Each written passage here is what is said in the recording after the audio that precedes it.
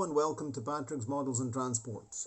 Right, a very short video this time, and it's my words. I have to fix the broken rear hook of this locomotive, of the BR64. And of course I'm comparing it to the hook of the BR75, which I've not bothered unscrewing and taking out. I'm not unscrewing it now. I'm actually going to, at the end, once we finish all the jobs, we're going to do a comparison. So I'll open this up, we'll take the bodywork off, and we'll have a good look at the locomotive and compare the two different lengths of chassis and everything. Plus we'll also have a look to see how the lubrication is getting on, the technical petroleum jelly here in the axle boxes. Anyway, this is much.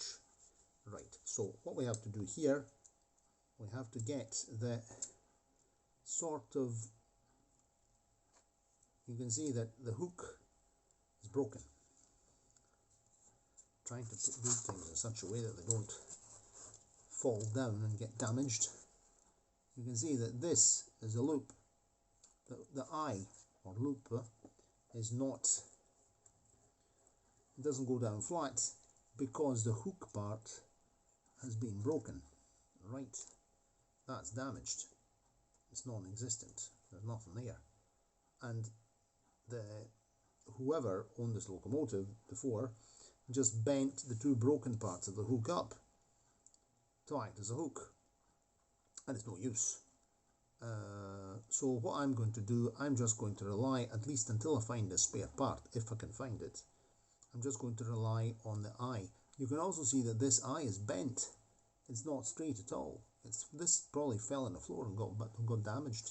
So we'll move the BR75, just keep it here handy, just for reference. See if it's it's here. Anyway, just keep it here handy, and we'll actually go here with a pair of pliers.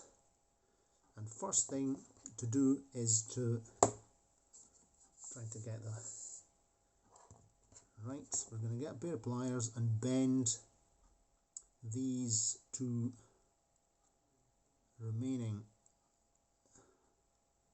parts of the hook down flat, because we don't need them standing up, sticking up like that. That's no use.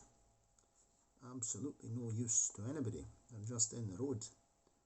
And they've been really well and truly mangled. These have been really mangled nicely. Ugh, what a disaster.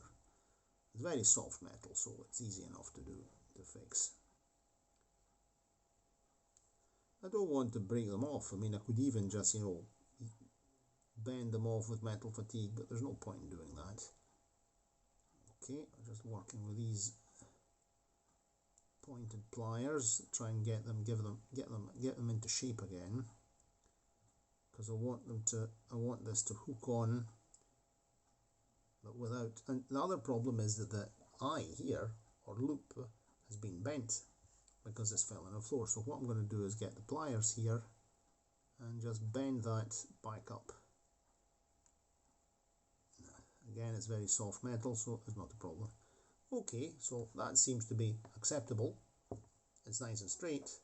Of course, we'll have to do a test, a coupling test on track.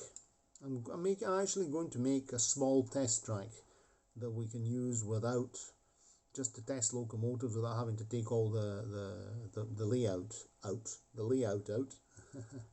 And so that's a little bit better, I think. It's okay. That connects up like that to the back wheel. Very interesting system with this spring. Very well engineered as usual. There we go, and that's the rear truck complete. No, my granny's a cowboy. I put it on the wrong way. That's a Scottish expression for you. My granny's a cowboy, meaning it's not true.